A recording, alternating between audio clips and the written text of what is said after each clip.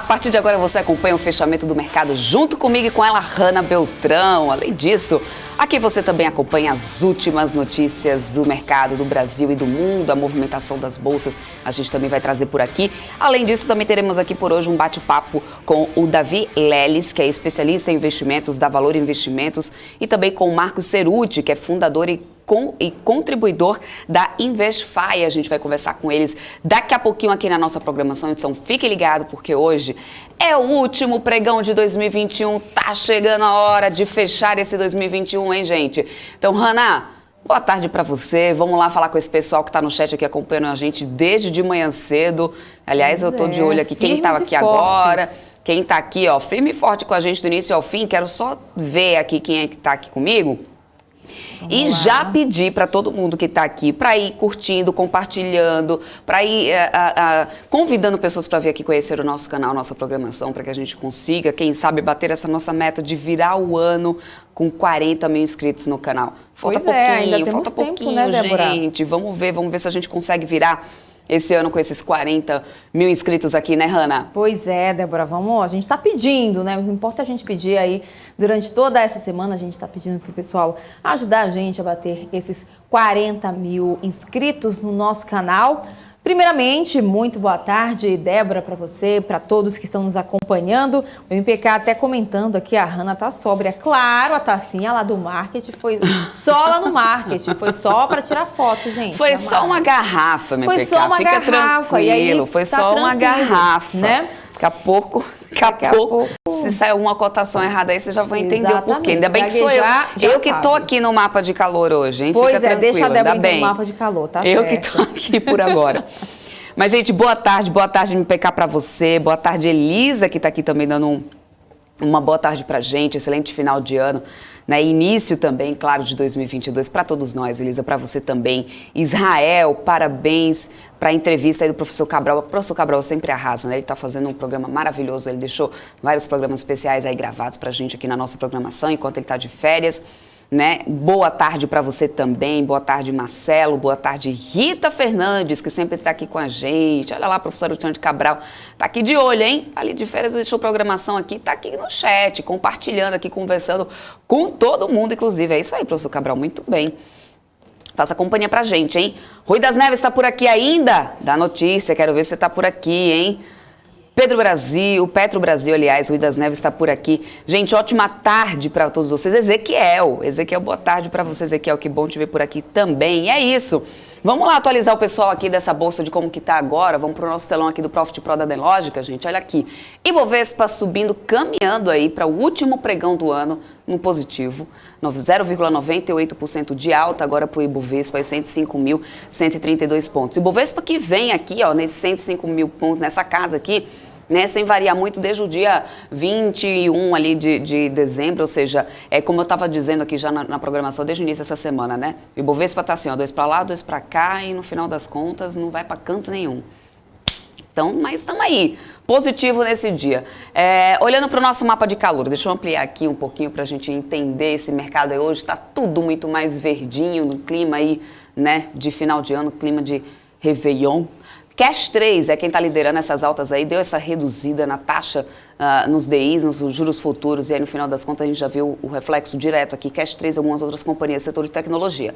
Mas Cash está subindo 7,6%, depois a gente tem Cielo subindo 5,76%, aí vem o varejo também, né, quando os juros também alivia lá no futuro, a gente também vê uma certa vantagem para esse setor. Magazine Luiza subindo 5,47%, chegou a subir mais ainda hoje durante o período da manhã, tá, gente? Com o papel tinha voltado da casa dos R$7. Deixa eu só ver como é que tá agora, Magalu.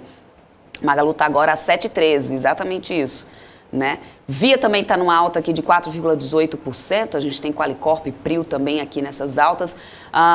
Inclusive o setor de petróleo, eu vou até abrir só o setor de petróleo aqui para poder a gente olhar, porque a gente tinha a cotação positiva, inclusive, do petróleo. Olha só, a gente tem Prio aqui subindo 3,74%, Ultrapar também em alta, 3R Petróleo em alta, só Petri 3 que está caindo 0,55% e Vibra Energia caindo 0,95%. Mais cedo, né, a gente tinha uma cotação do petróleo aqui já tinha ficado alguns momentos aqui no negativo, mas agora o petróleo Brent sobe 0,33 WTI está subindo 0,50%. Tinha chegado um pouco mais perto aqui da estabilidade essas cotações. E aí a gente ainda tem Petri 3 aqui numa queda 0,58%. Petri 4 em alguns momentos também hoje operando em queda, né? Não está conseguindo sustentar aqui nessa alta por enquanto, né, que a gente está assistindo agora na cotação do petróleo. Lá na Ásia a gente teve cotação positiva para o minério de ferro hoje, né? Foram dias seguidos de queda na cotação do minério, mas aí virou e no final das contas a gente tem cenário positivo. O setor aqui no Brasil, mesmo com a cotação negativa lá fora, já vinha em alta e hoje ainda vai aí só com a Ferbasa, 3,21% de queda. Todos os outros papéis, CSN Mineração, Vale, Gerdau Metalúrgicos e Minas, Bradespar, né, todos aqui numa alta. Também existe um grande otimismo em relação à expansão aí de demanda para o ano que vem lá na China pela commodity. Tem também a questão do pacote que foi assinado aí pelo Biden de infraestrutura com trilhões aí de dólares para poder ser investidos. Isso no final tem dado um respiro para o setor, pelo menos foi o que disseram alguns analistas que já passaram por aqui. Mas vamos lá, vamos continuar aqui, né? Vamos dar uma olhadinha só de como que as bolsas lá na Europa foram caminhando para o final do dia, realmente todas um positivo, na mesma direção. DAX e CAC, que foram para a mesma direção. FTSE no Reino Unido ficou na queda 0,24%. Tá? Só uma correção. Nos Estados Unidos, aí sim a gente tem todas as bolsas operando em alta. Desde a NASA, que está subindo 0,45%. S&P 500 sobe 0,13%, Dow Jones aí está próximo à estabilidade, mais um positivo 0,08%. Lembrando que amanhã não há pregão, né, nessas bolsas lá fora, também não tem pregão aqui no Brasil. Feriado, virando aí, né, fechando com chave de ouro aí hoje para poder a gente virar de ano e ver se pelo menos vem coisa boa aí em 2022, apesar de que a gente sabe que tem muita volatilidade sendo prometida aí nesse ano de eleição. Mas vamos ficar atentos, vamos ficar de olho. Vamos começar nosso giro de notícias? Começar falando sobre a Petrobras, né, que está tentando reverter a suspensão de aumento do gás em 4 estados. A decisão judicial determina, né, que seja suspenso aí o reajuste do preço do gás fornecido pela estatal e distribuidoras. Hanna, você tem mais notícias aí sobre isso hoje? Alguma atualização? Pois é, Débora, a gente tem essa informação aqui para passar para vocês que estão nos acompanhando. Os contratos da Petrobras, né, com as companhias SEG Naturgy do Rio de Janeiro, Cegás lá no Ceará e também a Sergás no Sergipe e a Algás em Alagoas encerram amanhã, na verdade, no dia 31 de dezembro. A partir de então, os reajustes seriam válidos a partir do dia 1º de janeiro do ano que vem, de acordo com a estatal. Em comunicado, a Petrobras informou que, para oferecer aí melhores condições aos clientes, ofereceu às distribuidoras de gás natural produtos com prazos de 6, 1 ano, 2 anos e 4 anos e também mecanismos contratuais para reduzir a volatilidade dos preços, como, por exemplo, referência de indexadores ligados ao GNL e também ao Brent, opção de parcelamento e também possibilidade de redução dos volumes nos contratos de maior prazo. Segundo a empresa, as decisões da Justiça abalam a segurança jurídica do ambiente de negócios, interferindo na livre formação de preços, colocando também em risco a implementação da própria abertura do mercado de gás natural no Brasil e também a atração de investimentos no país.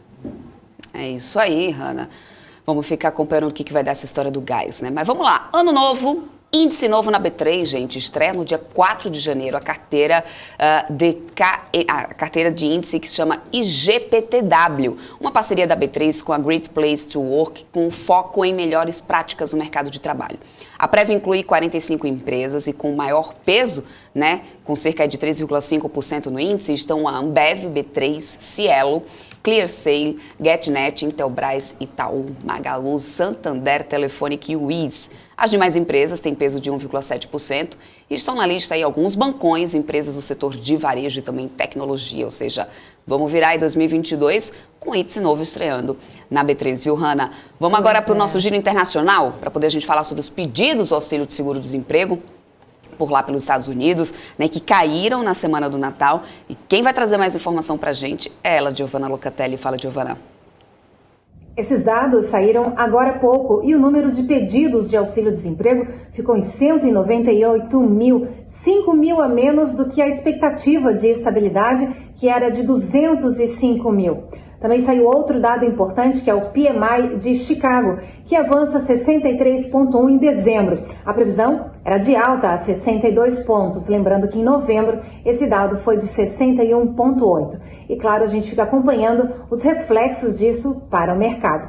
Giovanna Locatelli, dos Estados Unidos, para a BMC News. Obrigada, Giovanna. Gente, a Comissão de Valores Mobiliários aplicou quase 4 milhões de reais em multa no terceiro trimestre, chegando a quase 111 milhões de reais aí. Teve essa multa aplicada sobre quem, Ana? Explica isso pra gente. Pois é, Débora, além das multas, a autarquia também determinou no período 9 advertências e uma proibição para atuar no mercado de capitais. Do total de 13 julgamentos, foram 36 absorvidos, de acordo com o relatório de atividade sancionadora do período. No mesmo período do ano passado, as multas somaram 8,12 milhões de reais para 25 julgados. Os valores variam aí conforme os julgamentos, número de acusados e complexidade também dos casos. Nesse ano, além dos 13 processos julgados entre os meses de julho e setembro, foram encerrados 11 processos em razão do cumprimento de termos de compromisso firmados. Os acordos somaram mais de 7 milhões de reais e, como resultado, no final do trimestre, o estoque dos processos a serem julgados pelo colegiado, tendo aí o diretor relator definido, somava 145 casos. Ao mesmo tempo, 31 processos administrativos, ou seja, ainda em fase de análise, foram iniciados. Outros 14 processos sancionadores com termo de acusação foram instaurados também, Débora. É isso aí. Ana, olha só, o valor do salário mínimo a partir do dia 1º de janeiro será de R$ 1.212, de acordo com integrantes da equipe econômica do governo federal. O novo valor fica em R$ 112 acima do atual salário mínimo e maior também do que o previsto do orçamento. Na proposta original, o governo projetou um valor do piso em R$ 1.169, mas a inflação acelerou no segundo semestre, com alta nas contas de luz e também nos preços dos combustíveis. No aumento, o governo aplicou a previsão de alta de 10,02% para o INPC para esse ano, que serve de base para correção. Isso significa que, pelo segundo ano consecutivo, não haverá ganho real, mas apenas a reposição da inflação. Mudando agora de assunto, gente, a Positivo e o Tribunal Superior Eleitoral assinaram já o contrato de fornecimento do primeiro lote de urnas eletrônicas para as eleições de 2022. E a Hanna Beltrão tem mais detalhes. Conta pra gente aí, Hanna. E, Débora, o contrato engloba a produção e o fornecimento de 139.415 urnas pelo valor de 844 milhões de reais, representando 79% do total daquelas 176 mil urnas aí que a gente já tinha falado, previstas aí nessa licitação. Em outubro, o TSE informou que a Positivo era a única empresa habilitada para participar dessa licitação e no início dessa semana a Positivo foi confirmada aí como a vencedora do processo do tribunal, como a gente já havia falado bastante por aqui. E ao longo dos próximos 12 meses, a empresa vai fornecer até 176 mil novas urnas, além também de demais produtos e serviços que estão previstos também no edital. A operação contempla valor total de 1 bilhão e 179 milhões de reais, Débora. É isso aí. Gente, Bolsonaro sancionou a PL que altera regras do mercado de câmbio brasileiro, ampliando possibilidades de abertura de conta em dólar e também aumentando o limite de dinheiro vivo que cada pessoa pode levar ao entrar ou sair do país para 110 mil dólares. Antes, o limite era de 10 mil reais. O projeto também possibilita que bancos e instituições invistam no exterior recursos captados fora do país. O objetivo é que o real passe a ser mais utilizado também em outros países. Bom, vamos lá dar um oi aqui para o pessoal que está, olha só, de olho aqui na gente. O Marcelo Alves aqui, ó. E fica na... Olha a BMC virando TV, filmando gente na fila, falando de desemprego. Será, Marcelo, que isso vai acontecer? Ezequiel, Marco Cambial assinado facilitará também investir fora do país e como que isso influencia nas negociações da B3. A gente vai conversar isso com alguns analistas, essa notícia foi confirmada ainda há pouco, tá, Ezequiel? E a gente vai trazer isso sim, mas certamente isso pode sim facilitar investimentos, já que facilita a transação também de moedas. Vamos trazer essa sua dúvida aí para os investidores, para os especialistas quando passarem por aqui. Pode ficar tranquilos aqui, ó, que eu vou me lembrar dessa sua pergunta, vou deixar aqui essa carta na manga. É isso, gente. Vamos lá conversar, né, bater um papo agora com o Davi Leles, que é especialista em investimentos da Valor Investimentos. Está aqui já com a gente. Muito boa tarde para você, Davi. Boa tarde. Boa tarde. Davi, olha só, a gente está nesse último pregão do ano, né, 2022 já batendo aí na porta, então não dá para poder a gente deixar de falar sobre as expectativas para o ano que vem, né? Quais são os setores que podem ser uma boa alternativa aí de investimento para o próximo ano, na tua opinião? De acordo também, claro, com tudo que a gente passou, vem de bagagem, né? Tudo que a gente vem trazendo de bagagem desse 2021, como que você já está olhando aí para 2022?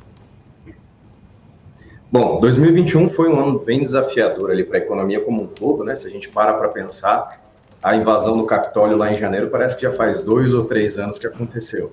E a troca do presidente Trump pelo Biden, reforma tributária aqui dentro, teto de gastos, PEC precatório. Então, para deixar muita série do Netflix aí com inveja do Brasil, né? De tudo que aconteceu aqui no mundo como um todo, sem contar a parte muito difícil de saída da pandemia, de retomada da economia, juros explodindo. Então, a gente tem vários fatores que vão influenciar quais serão os bons setores da economia no ano que vem. A gente pode citar alguns setores específicos ali que são setores mais resilientes, né? Que são setores que historicamente protegem as carteiras. Qual o cenário que a gente tem hoje? A inflação está descontrolada no Brasil e ela está muito alta mundialmente também. Lá nos Estados Unidos, a gente já começa a falar de tapering e lift-off, que são 2 termos ali em inglês, que são basicamente cortar estímulo e depois subir juros. No Brasil, a gente saiu de um juros de 2% e agora já está em 9,25%, deve chegar em 11%, 12% no ano que vem e deve fechar o ano em torno de 11%, 11,5%. Deve ter uma quedinha aí, porque é insustentável se a gente conseguir segurar juros ali a 12%, 13% durante muito tempo. Nesse cenário de inflação muito alta e juros subindo, as ações de commodity, elas são boas ações para proteção de carteira.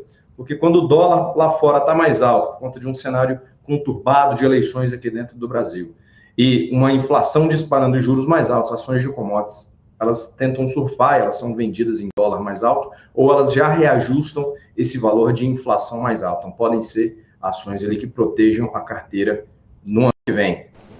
Outras ações que também podem proteger, aquelas ações blue chips, porque elas têm muita negociação, têm uma liquidez muito grande, e elas não ficam à mercê de pequenas variações de curto prazo no mercado. Então, aquelas blue chips, que têm muita negociação, muita liquidez, são empresas muito consistentes, têm distribuição de lucro constante, elas também podem ser boas para o mercado. Quais ações, quais setores ali podem ser bons nesse setor? Setor de banco, setor financeiro, empresas que têm uma produção consistente, uma distribuição consistente também. E por último, tem algumas oportunidades específicas de setores mais variados, também podem ser muito boas nesse cenário. São aquelas empresas que sofreram muito em 2021, sofreram demais, tiveram uma queda muito acentuada e elas se descolaram dos fundamentos. Quem é um velho investor, quem investe em valor de empresa, vai procurar ali quais empresas se descolaram dos seus fundamentos e acabaram sofrendo, caindo muito, mas ainda continuam boas empresas. Tem uma boa governança, tem uma boa distribuição de lucros e tem agora um potencial de valorização muito grande também em 2021, 2022, né? Uhum. E quais são os setores que você diria que deve ser, os setores que devem ser evitados aí no próximo ano? Bom, no Brasil, a gente consegue analisar aí quais setores sofreram mais, quais foram melhores, a gente consegue separar. Quais foram muito bem ali em 2021? Nós tivemos o setor de agronegócio, boi, plantação. Esse setor de agro veio muito forte em 2021. Setor de petróleo e gás também, nós tivemos aquela discussão dos países da OPEP, que a demanda começou a voltar com a reabertura. Os países da OPEP falaram, não vou voltar a produzir no mesmo nível que eu produzia antes. Vamos deixar a produção mais baixinha, esperar o preço explodir, a gente vende mais e lucra mais, não só na quantidade, mas também na margem. Então, petróleo, gás natural, teve um bom retorno aí em 2021. E os setores de bens de capital também tiveram um período muito bom em 2021. E os setores que foram mal? Varejo, educação e setor imobiliário e de shoppings. Esses setores eles foram mal, por quê?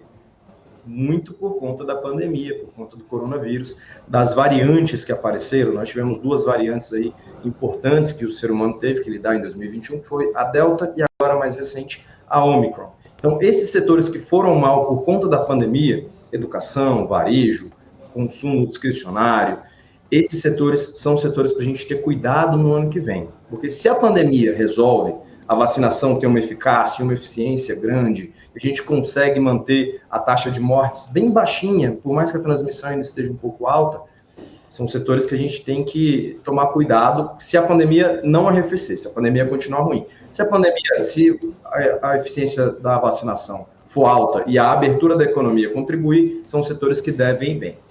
O que mais que a gente tem que ter cuidado? Setor de saúde e o setor de tecnologia também são setores que, principalmente no Brasil, vão estar muito voláteis, porque são aqueles setores que têm um valor na perpetuidade.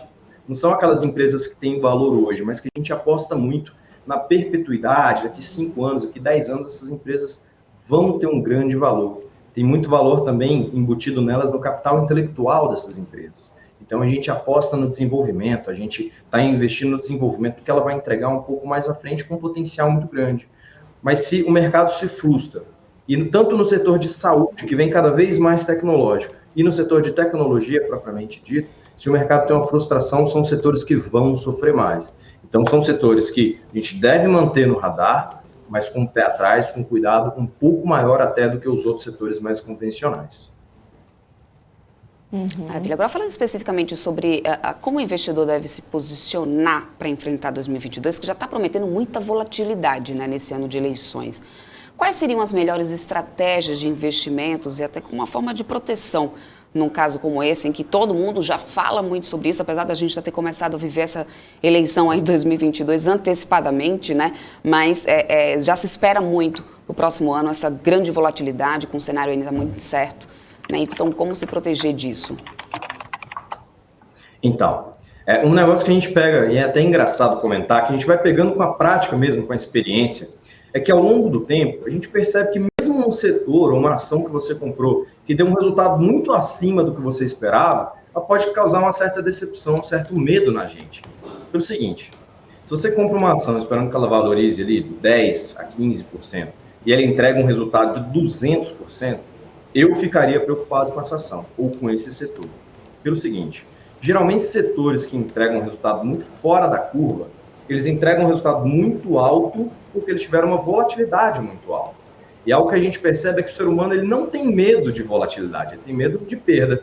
Então a gente não tem aversão a variações, a volatilidades. O ser humano tem aversão à perda, ao prejuízo. Mas se essa ação foi muito para cima, ela poderia ter ido muito para baixo também. Então, talvez aquele gestor, aquela empresa, aquele diretor daquela empresa tomou risco demais, um risco que eu não queria ter no meu portfólio. E geralmente a gente não tenta prever o futuro.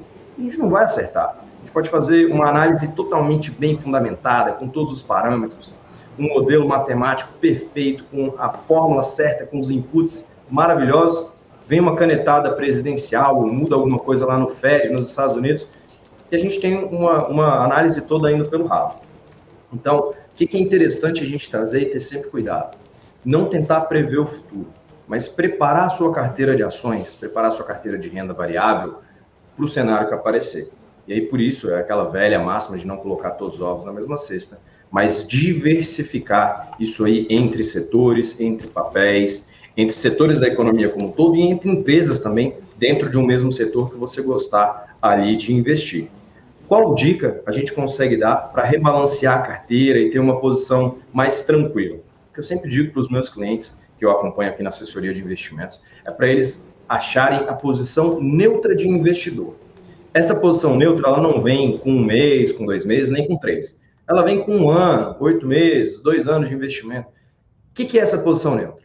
Posição neutra é aquela posição que você define, que você fica tranquilo.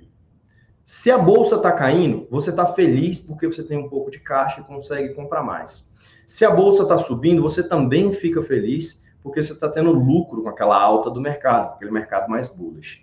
Essa posição, ela varia de pessoa para pessoa, mas quanto antes você achar essa posição sua, melhor. Tem gente que a posição neutra é 10% em ações, 90% em renda fixa. Tem gente que vai ter uma posição neutra, metade em ações, metade em renda fixa. E a gente sempre vai tentar buscar essa posição neutra, porque essa posição ela sai do neutro ao longo do ano. Vamos supor que lá em 1º de janeiro de 2021, minha posição neutra era meio a meio, metade ações, metade renda fixa. E agora, no final do ano, as ações caíram bastante, Ibov caiu 20%, 30%, algumas carteiras, e eu estou com uma posição menor em ações do que a minha posição neutra. Então, eu estou lá com 30% em ações, 70% em renda fixa. Faz sentido você vender 20% da sua renda fixa e comprar em ações, porque se ela está representando uma parcela menor da sua carteira, quer dizer que ela caiu. Então, via de regra, quer dizer que aquelas ações estão mais baratas. Então, você vende a parte de renda fixa e compra ações mais baratas. E o oposto também é verdadeiro. Se a gente pega um ano que nem 2019, 2018, a gente teve porrada na Bolsa, vamos supor que eu estou com 40% em renda fixa e 60% em ações. E minha posição neutra é meio a meio. Então, eu tenho que, no final do ano, vender 10% dessas ações e alocar esses 10% em renda fixa. Por quê? Se ela cresceu a parte de renda variável, quer dizer que ela teve uma valorização. As pessoas podem adotar esse rebalanceamento, que lá nos Estados Unidos é conhecido como constant mix, fazer um constante mix entre renda fixa e renda variável, podem fazer de ano a ano, de 2 em 2 anos, de 5 em 5 anos. Depende de qual que é o horizonte de investimento que aquela pessoa tem para fazer, qual é o horizonte que ela tem para esperar. Mas se a gente está falando de renda variável, pelo menos uns 2, 3 anos é interessante que a pessoa tenha para deixar aquele dinheiro investido e poder ter aquela maturação, aquele amadurecimento daquelas ações e daquele investimento que ela fez. Maravilha. Eu vou trazer algumas perguntas aqui do pessoal que está do nosso chat, que já estão trazendo aqui algumas dúvidas. O Rodrigo Sampaio, ele está perguntando o seguinte: devemos investir em BDR e dolarizar a carteira? Sem dúvida, seu Rodrigo. Com certeza, um dos melhores investimentos que você pode fazer para diversificação é a compra de uma BDR, por exemplo, porque é uma forma barata de você comprar ativos lá no exterior. Você não tem que mandar dinheiro para fora e ter aquele spread de mandar e depois voltar. Em alguns casos específicos faz sentido, em outros não. Mas é uma forma barata de você ter ativos no exterior. Quando a gente fala de ativos no exterior, é legal que você entenda o número brasileiro do mercado financeiro hoje. Hoje o Brasil ele representa 3% do total de mercado financeiro do mundo. 2% das emissões de renda fixa e só 1% das emissões de renda variável. Então, por mais que a gente diversifique aqui dentro do Brasil, faça uma carteira bem diversificada, a gente está olhando para esse 1%. E quando você diversifica em BDR, as Brazilian Depositary Receipts, lá fora, você está diversificando geograficamente um dos maiores mercados do mundo também. Comprações como Google, Amazon, Facebook, Apple, que são aquelas FANGs, comprações como Berkshire Hathaway. Essas empresas elas têm uma consistência muito grande. A geração de caixa delas é tão recorrente. Tem gente lá nos Estados Unidos que faz a aposentadoria com essas ações. Ela paga dividendo tão reloginho, tão certinho, que é tão confiável que ela vai pagar um outro dividendo bom, que as pessoas se aposentam e têm essa mentalidade de investimento. Outra coisa é ter ativos dolarizados no seu portfólio. Os Estados Unidos é o único país que nunca deu default, nunca deu calote. Então ele é conhecido como uma moeda que é um porto seguro, uma moeda forte. Quando você diversifica lá fora e tem ativos dolarizados, se aqui o circo está pegando fogo, o Brasil está caindo, e provavelmente se aqui estiver indo mal, o gringo está tirando dinheiro do Brasil, com menos dólares aqui dentro o dólar sobe. E aí você está posicionado não só nos ativos internacionais, mas também em moeda forte. Isso pode servir de hedge, de proteção para sua carteira. Para quem não sabe, BDRs, né, as Brazilian Depositary Receipts, são recibos de ativos americanos negociados aqui dentro do Brasil.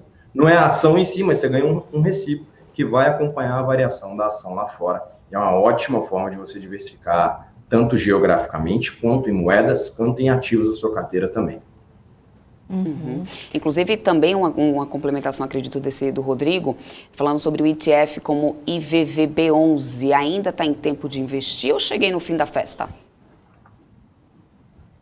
Legal. Tem um livro muito interessante que chama O Investidor de Bom Senso, que eu até ressalto que a gente tem que ler com bom senso também, porque ele é focado no mercado americano. Tem muita gente que lê ele e tenta aplicar 100% ao pé da letra aqui no Brasil e não dá muito certo. Para você responder essa pergunta que você me fez e para você conseguir ler esse livro com bom senso também, é interessante entender um conceito chamado de eficiência de mercados. Tem mercados que são considerados ineficientes tem mercados que são considerados eficientes, ou ineficientes na forma forte, na forma fraca, é a discussão de economista. Mas o que é um mercado ineficiente e o que é um mercado eficiente? Porque o mercado eficiente parte do pressuposto que todo mundo está vendo tudo ao mesmo tempo e está todo mundo com o computador ali conseguindo agir em milissegundos e arbitrar aquele mercado de maneira perfeita. Todo mundo tem acesso às mesmas informações. Então, aquele mercado ele funciona de maneira muito eficiente. É difícil você achar o pulo do gato, é difícil você achar uma ineficiente de mercado, uma ação que ficou muito barata, que se descolou, ou então um momento de pânico do mercado. O mercado do eficiente, ele atua muito assim.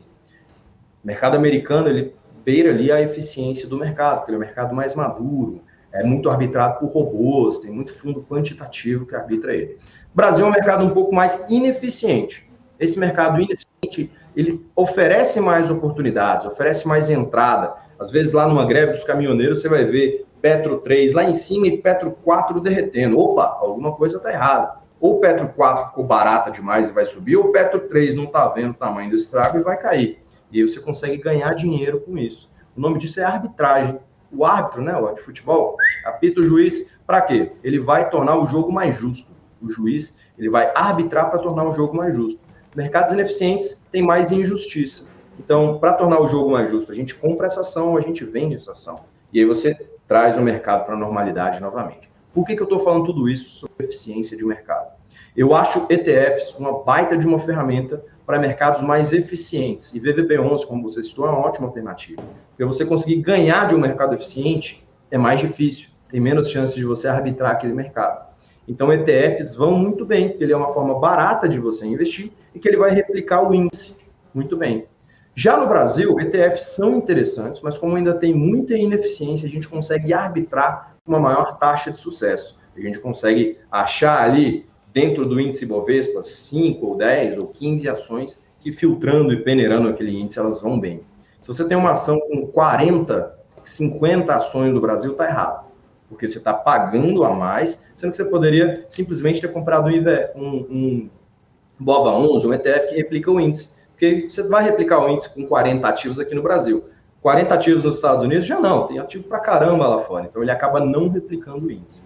Então, acho que vale a pena sim, para o longo prazo, principalmente para mercados mais eficientes, ETFs como o IVVB11 fazem sentido demais, para uma forma barata, de você diversificar o seu capital e replicar um índice que provavelmente vai ser difícil de você bater. Uhum. E falando também de longo prazo agora, olhando um pouco mais além de 2022, qual seria a estratégia aí mais adequada com base no cenário atual? Você indica investimentos em renda fixa? Legal. Nesse cenário que a gente tem agora, juros altos, né? Vamos colocar aí que juros provavelmente fechem um ano, com certeza 9,25, provavelmente ano que vem eles batam 10, 11, talvez até 12, dependendo da trajetória que a gente tiver da inflação. O fiscal vai ditar o monetário. O que eu quero dizer com isso? A estratégia fiscal vai ditar a estratégia monetária do Banco Central. Se a inflação explodir para 20, a gente vai ter que subir muito mais os juros, por mais que seja quase insustentável segurar juros muito altos, quando a gente tem uma dívida PIB de 83% hoje. E com a retirada do teto de gastos, né, de junho para cá, a gente viu Bolsa caindo muito. Por quê? Sem o teto de gastos, ela pode chegar em 100%. Então, a gente tem um cenário brasileiro de dívida PIB muito grande, a dívida representa uma parcela muito grande do PIB, e juros altos para essa dívida. Então, a gente sai de uma condição de pagador líquido de dívida, que é quando a gente consegue, pelo menos, não fazer a dívida crescer, e entra num cenário de explosão de dívida. Então, nesse cenário de juros altos, onde tudo isso acontece, a gente tem uma concorrência entre bolsa e renda fixa, entre renda variável e renda fixa. Porque a renda fixa com juros altos fica muito mais atraente do que ela era antes. Meus clientes, há um ano atrás, um ano e meio atrás, a gente olhava um para o outro e falava, não vai ter como, né? Bolsa ali rendendo 15%, 12%, e a renda fixa rendendo 2%, e a inflação a 4%, 5%, 6%, ou seja, era perda fixa. Eu olhava para eles e falava, olha, ou a gente toma risco, ou a gente aceita ganhar bem pouquinho com renda fixa, já que a Selic está lá em 2%. A gente não tem muita escolha. Agora o cenário já mudou muito. A relação de prêmio de risco de bolsa, né, o prêmio que você ganha para investir em bolsa, diminui um pouco quando a gente tem uma Selic a 10, 11, 12. Então faz sentido sim investir em renda fixa, principalmente num cenário conturbado, que vai ser o cenário de eleições que a gente está vendo no Brasil agora. A gente tem um mundo muito polarizado, um país muito polarizado também, ideias muito opostas. Até não recomendo aí, né, na ceia de Natal, na virada do Ano Novo, discutir política. Pode até discutir religião e futebol, mas política dessa vez é melhor não citar, porque está muito dividido, está dividindo opiniões. Se as ideias estão muito divididas, as pessoas estão muito divididas, os ativos refletem também essa divisão de pensamento, e aí se tornam mais voláteis. Então, indo em direção a um ano eleitoral de 2022, com uma renda fixa rendendo muito, na casa de 10%, 12%, 15%, com certeza é uma boa estratégia para você poder proteger o seu portfólio, ter uma alocação interessante em renda fixa. Mas eu faço uma ressalva. Se a gente adota o indicador de preço-lucro, né, PE, Price Earnings, ou PL, preço-lucro das ações, você já deve ter lido isso em algum relatório. Pensa nele como uma fração. P dividido por L. P de preço, L de lucro. Esse indicador preço-lucro está muito baixo em relação às médias históricas. Tirando Vale ou não, colocando o setor de energia ou não, ele está muito baixinho. Quando uma fração está pequena, quer dizer que o numerador está pequeno ou o denominador está grande, ou seja, o preço está pequeno ou o denominador está grande. É o que está acontecendo agora. O preço está pequeno ou o lucro está muito grande? Quando a gente analisa as médias históricas, o lucro não está tão grande assim. A gente está no processo de retomada da economia e reabertura da economia devido à pandemia. Então, o preço dessas ações, pegando a média, ainda está muito barato, o que faz com que o prêmio de risco, o risk premium de se investir em renda fixa, ainda continue muito interessante. Ou seja, a bolsa está barata ainda. Então, não estou dizendo para pegar todo o seu dinheiro e colocar em renda fixa, nem todo o seu dinheiro e colocar em renda variável. Medium virtus, né? A virtude está no meio do caminho. É aquele rebalanceamento que eu falei da posição neutra, achar a sua posição neutra e ir rebalanceando renda fixa com renda variável. A gente tem momentos cíclicos também da economia. Quando a gente chega em juros muito altos e a economia desacelerando, a gente pega um momento de recessão e depois uma retomada. Os Estados Unidos já está nessa retomada e vai começar a subir juros. A gente já subiu juros e a economia já deu uma desacelerada. Então é aprender a surfar esses momentos cíclicos e fazer esse rebalanceamento. A última dica que eu dou em relação a isso é manter um caixa mais alto em 2022. O caixa alto ele vai ajudar para você poder aproveitar oportunidades. Uma ação que caiu demais, um desdobramento que teve, uma ação que fez um processo de cisão e caiu 20%, 25% no dia, e é uma ação que você gosta e confia nos fundamentos, vai aparecer mais ineficiência no mercado em 2022, por causa da volatilidade, dos juros altos, da política, das eleições, N motivos. Então, eu deixaria um caixa mais alto do que vocês estão acostumados para poder aproveitar essas oportunidades. E o caixa se faz em renda fixa. Maravilha. Tem uma pergunta aqui no chat do Emerson Duarte. Ele fala assim, o convidado acredita, né, no caso aí, você acredita, Davi, em que criptomoedas podem ser utilizadas como reserva de valor? Vamos lá. Quando a gente fala assim, ações são um bom investimento? É uma pergunta muito abrangente. É a mesma coisa a questão das criptomoedas. Existem criptos e existem criptos. Né? Eu venho lá da faculdade de tecnologia, lá da engenharia, a gente aprende a analisar as diferentes tecnologias dentro de cada uma das aplicações que a gente vai fazer.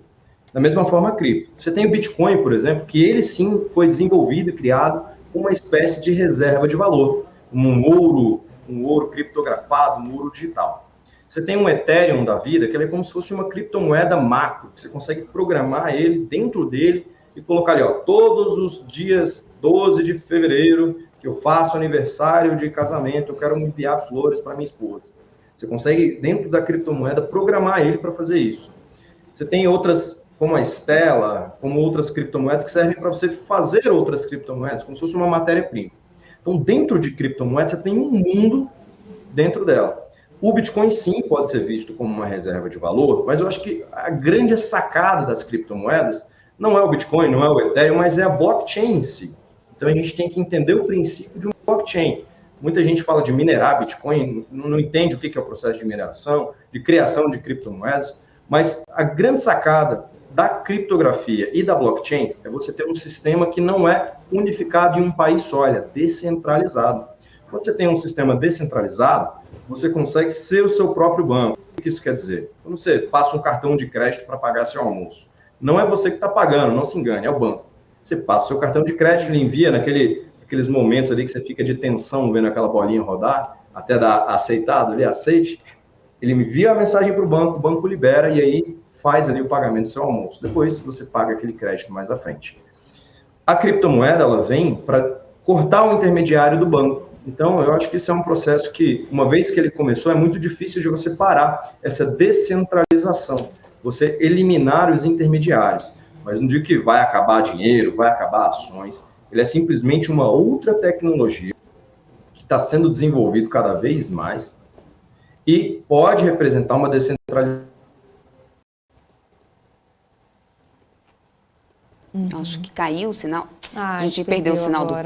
do Davi agora. A gente vai tentar reconectar aqui ele, inclusive, para poder a gente continuar com esse papo que a gente estava tendo aqui agora. Enquanto isso, vamos dar uma olhadinha aqui no nosso telão do Profit Pro, até porque a gente tem mais perguntas aqui para ele hoje. Cash 3, olha só, caminhando aqui para o final do dia, liderando altas em renda. Depois disso, a gente tem outros papéis de tecnologia, Local Web, Cielo, Magazine Luiza nas altas do dia, mais de 6% de alta, 6,53, com papel voltando na casa dos R$7, inclusive. Como eu falei mais cedo para vocês, acompanhando o Magazine Luiza, a gente tem Via subindo 4,38%. Lojas Renner também aqui, ó, subindo 2,89%. Será que aquele rally que estava todo mundo na expectativa vai vir, decidiu aparecer hoje aqui no final das contas? É assim que a gente está vendo hoje aqui essas altas do dia. Nas quedas a gente tem Marfrig, alguns bancões com Itube, Sambi 11 também, Petri 3, que era 0,81%.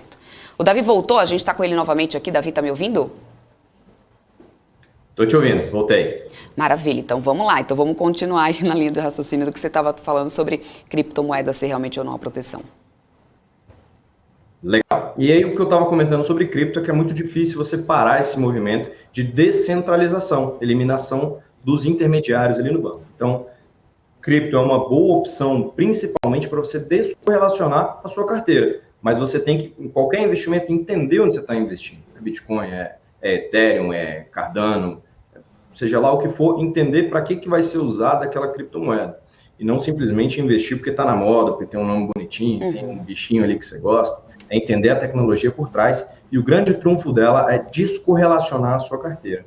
Para mim, a assimetria é muito interessante, porque você pode ganhar 10 vezes mais, 200 vezes mais, 1000 vezes mais, dependendo da tecnologia que você investiu. Mas sabendo que isso deve representar uma parcela muito pequenininha do seu patrimônio, caso você tenha aí um projeto de médio a longo prazo de investimentos. Não deve investir em criptomoedas com mais do que uns 10% do seu patrimônio por especulação. Agora, se você entende bem, gosta muito, quer fazer de maneira especulativa, aí sob sua conta tem risco, tem uma grande chance de valorização, mas também tem uma grande chance de desvalorização, dependendo da tecnologia que tiver por trás. Pois é. E com a renda fixa de volta aí ao game, quais são as melhores estratégias para rebalancear as carteiras que perderam muito, que perderam muito aí nesse último ano, e por que muitos investidores enfrentaram grandes descontos aí em seus investimentos nesse ano, né? Então, a estratégia para você entrar mais na renda fixa é isso, né? Começar a colocar renda fixa. Tá bom. Para você entrar na renda fixa, é interessante primeiro você entender qual tipo de renda fixa que você vai alocar. Você tem basicamente 3 tipos ali. Você tem a pós-fixada, tem a atrelada a pós-fixada a juros, pós-fixada atrelada à inflação e tem a pré-fixada. Todo título de renda fixa, ele tem embutido nele 3 coisas. Quando você abre lá a plataforma da sua corretora e vai fazer um investimento, ele tem embutido nele ali 3 coisas. A primeira é a taxa de juros real daquele país. Essa taxa de juros real, ela não costuma variar muito, ela costuma variar ali dentro de um certo parâmetro mais ou menos constante. A taxa de juros do Brasil real vai ser em torno de 3%, 4% no máximo. Mas, 2 variáveis importantes. O risk premium e o expected inflation, ou seja, o risco país, ele vai atuar ali e para você topar investir naquele país, aquela renda fixa tem que te oferecer um prêmio de risco por estar investindo nela. Então, por exemplo, para investir na Argentina hoje, o prêmio de risco tem que ser altíssimo, porque o país lá tem um sério risco de te dar o calote, de te dar o default, né, por causa da situação fiscal e política que eles estão passando, e econômica também. Então, dosar esse prêmio de risco. E também a inflação esperada para os próximos anos, para os próximos meses. A A gente está num cenário onde a renda fixa está com umas emissões muito grandes, pagando muito. Por quê? O prêmio de risco está muito alto por causa da situação política, fiscal, dívida PIB, eleições chegando, e a inflação esperada ainda está muito alta, porque a gente está subindo os juros, mas a inflação não começou a cair ainda. A inflação chegou num platô e ou ela vai continuar um período nesse platô, ou pode até subir um pouco mais, caso não surta efeito essa alta de juros. Então, qual que é uma boa estratégia? Se você acha que o prêmio de risco vai subir ainda e a inflação vai subir ainda, pode dar uma esperada que ainda vai ter coisa melhor ainda na renda fixa daqui para frente. Se você acha que a gente já chegou no ápice disso, prêmio de risco deve dar uma controlada, os mercados devem dar uma acalmada, devem propor uma nova forma de teto de gastos e vão respeitar esse teto de gastos, as eleições vão sair melhores do que o imaginado, então o prêmio de risco vai cair, a inflação vai reduzir com essa alta de juros, está na hora agora de você poder investir ali num CDB, numa debenture, num LCA, numa LCI, que estão muito interessantes. Eu abri hoje a plataforma de manhã, tinha muita coisa boa para investir para 1 ano, para 2. Antes era só para 3, 4 anos que tinha coisa boa, mas agora a taxa mais curta, a curva mais curta de juros, deu uma estressada boa, precificando justamente esse prêmio de risco, essa alta volatilidade que deve acontecer. Então, é uma boa estratégia analisar por esse viés, e não simplesmente se está bom ou se está ruim. Mas o carro ele tem um para-brisas maior que o retrovisor justamente para a gente olhar mais para frente do que para trás. Na renda fixa, na renda variável é a mesma coisa. Olhando para frente, o que você espera daqui para frente? E eu gosto sempre de colocar em renda fixa gradualmente. Vai colocar R$5.000 em renda fixa? Bota 2 agora, 2 na semana que vem ou no mês que vem, bota mais um daqui uns 2 meses, que você vai pegando uma média daquele cenário. Se ela cai muito forte, você já alocou um pouquinho ali numa taxa muito boa e não pegou uma taxa mais baixa. Se ela foi ficando cada vez melhor, você guardou um pouquinho de caixa para poder ir queimando ao longo do tempo. A gente fala que é uma estratégia de entrar parcialmente, tanto em renda variável quanto em renda fixa também dá certo. Vamos lá, uma última pergunta aqui do chat para a gente se caminhando para a reta final desse nosso papo, viu, Davi? O Rodrigo está perguntando assim, ó. Davi, bancos e seguradoras caíram demais nesse ano. Você acredita em uma reversão já em 2022 ou aparentemente o cenário ainda é de queda? Legal. A gente viu ontem, antes de ontem, as empresas aéreas, as empresas seguradoras sofrendo bastante. Azul, CVC, Sim. Empresas ligadas ao turismo e seguradoras também. Foram as maiores quedas, inclusive, do pregão. Por quê? Os medos lá da variante Omicron, os medos com a pandemia ainda se alastrando aí pelo mundo, causam, nesses setores de seguradora e de viagens, um medo maior e uma precificação para baixo, né? A incerteza é muito ruim para esse tipo de setor. Já os bancos, eles se beneficiam com juros mais altos, com tomadas de crédito mais altos, com juros que eles vão praticar e aumentar um pouco os lucros. E foram o primeiro setor da economia a atingir lucros pré-pandemia. Eles voltaram ali ao nível de lucro pré-pandemia e foram o primeiro setor da economia a fazer isso. Então, são setores bem diferentes ali, mas que são setores muito resilientes. Então, o setor de seguradoras tem um pouco mais de cuidado por conta do vírus, da pandemia, que ainda não acabou, mas vamos torcer para que em 2022 a gente acabe com ela de uma vez por todas e saia dessa pandemia, né? Todo mundo está esperando isso. Vai ser bom para as seguradoras, elas devem voltar forte. Já os bancos, o setor financeiro, eles estão se reinventando, estão tentando se adaptar e um cenário de financial deepening e de juros mais altos beneficiam esse setor. Então, são setores, historicamente, que é difícil o banco perder dinheiro. Agora, com essa guerra com as corretoras, a gente tem que só tomar cuidado, que eles vão perder bastante espaço em investimentos. Mas na área de crédito, o banco continua muito forte ainda.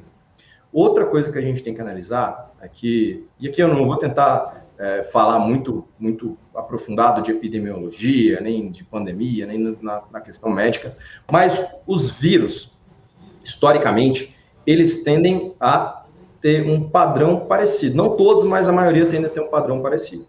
Que é o quê? Vírus, eles só se perpetuam se eles conseguirem manter o hospedeiro deles vivo. Então, pensando geneticamente, pensando na evolução do ser humano, os vírus, eles tendem a caminhar para serem menos letais e mais transmissivos. É assim que um vírus tem sucesso, infectando mais gente, mas mantendo o hospedeiro dele vivo. Então, você tem influenza, o vírus do HIV, SARS-CoV, todos esses vírus, eles tendem historicamente a se tornarem menos letais e terem um RT, aquela aquele coeficiente de transmissão maior, mais elevado. A gente tem algumas exceções para isso, como o ebola, por exemplo. O ebola ele tem surtos mais específicos, ali a área ali fica muito infectada, taxa de letalidade dele é altíssima, mas ele não mantém o hospedeiro dele vivo na maioria das vezes, e aí a gente até erradicou lá na África, né, nos últimos anos, essas epidemias de ebola foi declarado erradicado lá. Então, o setor de seguradoras, de viagem, caso o coronavírus ele tenha esse caminhar, como a gente viu na Omicron, transmite mais, mas mata menos, isso daí pode ser benéfico para esse tipo de setor e benéfico para a gente conseguir controlar a pandemia também. Pega o vírus da gripe. Todo ano a gente toma vacina, todo ano você pega 1 ou 2 gripes, mas ela não é letal, pelo menos não é letal para a maioria das pessoas, mas ela transmite muito. Se esse vírus do coronavírus, e principalmente a variante Omicron, for a principal daqui para frente e caminhar no que deve ser o caminhar natural da maioria dos vírus, isso é um bom sinal para seguradoras, é um bom sinal para companhias aéreas e setor de turismo também. Maravilha, é isso aí. Vamos caminhar aqui para a reta final desse nosso papo, então eu queria pedir para... Primeiro eu queria agradecer, né, o teu tempo de vir aqui falar um pouco sobre mercado com a gente, nesse último pregão do ano, né, último dia de pregão aqui no 2021. Quero muito agradecer a tua disponibilidade para vir aqui para falar conosco também, claro, deixar aqui o espaço para que você faça suas considerações finais para os investidores que estão nos acompanhando, pensando, né, que a partir de segunda-feira já é 2022, ano novo, né, mais aí boas, grandes oportunidades pela frente, então fica com o espaço para que você faça essas considerações, Davi, obrigada. Legal. Obrigado pelo convite, é sempre um prazer estar falando aqui com vocês. Eu acho que para 2022, né, que já está aí na nossa porta, muita coisa ruim já foi precificada nos preços dos ativos. A bolsa caiu muito, o teto de gastos já foi precificado, a quebra do teto de gastos, né, o Brasil teve uma das piores moedas do mundo em 2021, foi o real, ali uma das piores moedas disparado, uma das piores bolsas também do mundo disparado, mas nós fomos o segundo país em vacinação. Então, por mais que a gente tenha largado depois, né, deram um tiro ali, começaram a corrida de vacinação antes da gente, a gente largou um pouquinho depois, a gente está em segundo lugar, só atrás da China, ali, em índice de vacinação, isso é muito bom. O Brasil tem um sistema de vacinação muito eficiente e uma capilaridade muito grande. Pelo menos o povo ali se comprometeu a fazer sim a vacinação, a primeira e a segunda dose, salvo algumas exceções. Então, se tem muita coisa ruim já no preço, qualquer coisa boa que aconteça, que surpreenda a gente, já estamos tão pessimistas, qualquer coisa boa pode ser precificado muito bem. Seja o governo A ou o governo B, que traga algum ministro da economia ali forte, ou traga alguma proposta econômica forte, tenha algum tipo de movimentação de finalização da pandemia, tem esse caminhar natural do vírus de ser menos letal e mais transmissível, tudo isso aí que aconteça vai surpreender positivamente e vai causar uma boa valorização da bolsa. A gente não sabe se vai acontecer em 2 meses, em 6 meses, mais no final do ano ou em 2023, mas o cenário negativo já foi muito incorporado no preço dos ativos. E por mais que o macro seja muito desafiador ainda, o micro das empresas, vocês que acompanham todo dia, vocês sabem, o micro das empresas está cada vez melhor. Contratação, desemprego caindo, as empresas ainda produzindo, o setor privado puxando muito da economia para cima. Então, por mais que seja desafiador, a gente tem ações de commodity que podem dar porrada, temos ações blue chips que têm um bom faturamento, uma boa distribuição de lucro, uma boa liquidez, temos ações mais específicas que sofreram muito em 2021 e descolaram nos seus fundamentos. Tudo isso são boas ações e boas estratégias aí para a gente ter em 2022. Obrigado pelo convite, pessoal. Um abraço e até ano que vem, né? Obrigada a você por estar aqui conosco, obrigada por trazer aí abrir um pouco aí a nossa mente, trazer mais informações aqui pra gente. Muito obrigada mesmo. Até o ano que vem. Tchau, tchau. Tchau, tchau. Tchau, tchau. Vamos seguindo por aqui, Hannah, antes da gente ir para o nosso próximo convidado, deixa eu só trazer uma última informação que eu estava dando uma olhada aqui, gente, que a CVM abriu um processo envolvendo Petrobras após a notícia de acordo com a Unigel. Essa notícia que foi divulgada ontem, né, acabou que a CVM abriu esse processo administrativo envolvendo a Petrobras. Depois da reportagem que foi publicada, foi fortemente aí falado na mídia sobre isso, esses contratos fechados com a Petroquímica, eita, olha aí, final de ano chegando. Trava-língua, tá vendo só? Petroquímica Unigel para fornecimento de gás e também né, de gás no Mercado Livre. O que acontece? Esse processo vai tratar então aí da supervisão de notícias, fatos relevantes e comunicados, e foi iniciado pela própria gerência de acompanhamento de empresas, né, da autarquia, que deve analisar os fatos recentes envolvendo a companhia. O pedido de esclarecimento faz parte do trabalho de supervisão normal da área, né? Isso já acontece sempre. A CVM não comenta casos específicos, né? E a gente estava vendo que há pouco tinha PT3 em queda. Deixa eu só abrir aqui o setor de petróleo para a gente dar uma olhada. Rapidinho aqui, olha só. Tá aqui, ó. Prio 3 subindo, Petro 3 cai 0,97%, Petro 4 está caindo agora 0,14%. São os dois únicos papéis que estão em queda agora aqui, inclusive no setor. Lembrando que a cotação do petróleo agora no final do dia virou, ficou no positivo. Todo o setor como todo aqui acompanha essa alta do petróleo de última hora, e aqui somente Petrobras está nessa contramão, realmente, por enquanto. Tá? E o Ibovespa, gente, deixa eu atualizar aqui vocês, mas segue numa alta.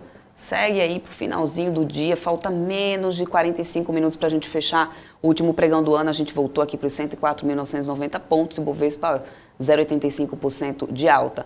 A gente já teve o dólar à vista fechado, que aliás fechou numa baixa de mais de 2%. Um dólar à vista é cotado a 5,57, o dólar futuro ainda está aqui, vou ficar acompanhando, 5,61. Agora, olha só essa queda desse dólar no último dia de pregão, gente. Olha aqui o candlezinho, olha lá. A gente abriu a 5,73, o dólar está agora a 5,61 nesse momento, né? Uma variação, uma queda de 2,32% no dólar futuro. No à vista fechou abaixo dos 5,60, aos 5,57. É isso, gente. Vamos lá? Vamos bater agora um papo, viu, Hanna? Com o Marcos Cerutti, que é fundador e contribuidor da Investify, já está aqui com a gente. Muito boa tarde para você, Marcos. Seja bem-vindo aqui à BMC. Opa, eu não estou te ouvindo. Vê se o seu áudio, de repente, não está fechado aí. Estava fechado. Boa tarde, é um prazer imenso tudo bem. De novo com você. Coisas de final de ano, coisas de final de ano. Coisas de final de ano, tá isso acontece. Marcos, é isso, vamos lá. Estamos aí no finalzinho já desse pregão de último ano. De último ano. Esse último pregão do ano. Aí já tá dando tilt em tudo aqui, falta menos de 45 minutos para acabar. Mas, gente, vamos lá, Marcos. Eu queria que você, né, pudesse falar um pouco aqui pra gente. Claro, não tem como a gente não tentar olhar um pouco para esse 2021, ver o que, né, fazer meio que uma retrospectiva do que aconteceu, do que passou realmente por aqui. Então, eu queria ver se você tem como você tem avaliado bastante esses bancos centrais também, por todo o mundo, durante essa crise da Covid-19. Queria entender quais são suas perspectivas aí para as políticas monetárias 2022, né? Saber também como que você acredita que essas políticas podem acabar impactando realmente aí no mercado. É a grande pergunta. Essa é a pergunta de $1 milhão, né? Que todo mundo está querendo saber como será o comportamento desses bancos centrais nesse mundo tão inusitado como a gente está vivendo hoje, né? Jamais alguém imaginou que a gente tivesse a liquidez, a possibilidade, não é nem tivesse, a possibilidade de ter a liquidez que nós temos hoje em dia. Quando lá em 2008, meus cabelos arrepiaram lá em 2008, quando na grande crise financeira, a gente não sabia o que ia acontecer com o mundo quando o Banco Central americano dobrou o seu balance sheet. Hoje, quando a gente olha o balance sheet do Fed americano, a gente toma um susto. E meu cabelo mantém arrepiado por causa disso, porque a gente não sabe como o mundo suporta ou tem condição de suportar tamanha liquidez. Então, responder essa pergunta é de fato algo que eu, vou ser honesto, não tenho a menor condição de responder, porque é a grande incógnita, eu acho que vai ser o grande drive dos mercados para o próximo ano. O fato e isso a gente não pode negar, que existe uma questão política imensa, né, que deve aí determinar principalmente os direcionamentos do Banco Central americano. A gente está na véspera de uma midterms election aqui nos Estados Unidos, e que o governo Biden, infelizmente, ou felizmente para alguns, está muito está muito enfraquecido, está vivendo uma situação muito delicada, e mexer muito radicalmente em taxas de juros que vão impactar num possível trigger de correção aí do SPX, onde a gente impactaria diretamente na poupança do americano, é algo bastante delicado e que eu não acredito que o Banco Central americano vai se meter nessa história, pelo menos no próximo ano. Uhum. E, Marcos, agora olhando para o momento do mercado mundial, né, o que você acha que a gente está passando aí de uma era da informação para a era da consciência? Queria saber a sua opinião em relação a isso. Você acredita em uma mudança nos hábitos da população e também das companhias? E também quais seriam, né, os impactos dessas mudanças no mercado de valores como um todo? Que felicidade ouvir isso de vocês, porque é exatamente isso que eu tenho falado muito aqui nos Estados Unidos. Eu tenho feito apresentações para alguns mutual funds bastante grandes aqui, algumas assets, e tenho falado exatamente isso. A gente está no meio dessa transformação, a gente está no meio dessa transição. Eu vejo muita gente perguntar tentando descobrir o que vai mudar, né? O que vai mudar, para onde a gente vai. E eu costumo dizer que a pergunta correta não é tentar adivinhar o que vai mudar. Tentar adivinhar o que vai mudar é loteria. Vamos acertar a Mega Sena amanhã, 350 milhões, eu acho que alivia bastante a nossa vida. A pergunta que deveria ser feita e que deve ser feita pela gente é o que não vai mudar. E o que não vai mudar é exatamente o que está acontecendo agora, é exatamente essa transformação, essa transição, na qual a informação, depois de capilarizada e democratizada do jeito que foi nesses últimos 10 anos, ela perde o seu valor no sentido que no momento que ela não tem função. Se a gente não dar um propósito a essa informação e a maneira que a gente utiliza essa informação para gerar aplicabilidade no nosso dia a dia, na nossa sequência, nos nossos investimentos, nos nossos hábitos de consumo, isso tudo se perde, né? Você gera completamente a desvalorização da informação. E eu acho que é isso que nós estamos vivendo agora. Eu costumo brincar que se Descartes vivesse hoje, quando ele escreveu a frase lá atrás, em 1637, penso, logo existo, no qual a única coisa que ele, vamos dizer, que ele queria colocar nessa frase, que era o inquestionável, que era a nossa existência, nós estamos aqui, olha a nossa massa, a única coisa que é inquestionável é a nossa existência, né?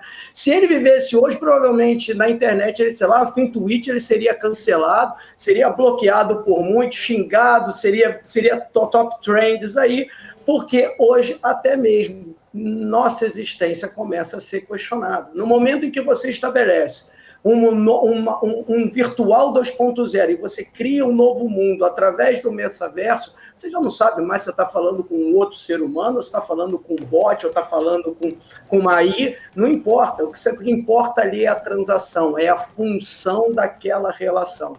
Então, o que eu vejo hoje, as tecnologias atuais, eu vi a última entrevista maravilhosa, inclusive, muito, muito didático, muito interessantíssima a forma com que ele apresentou.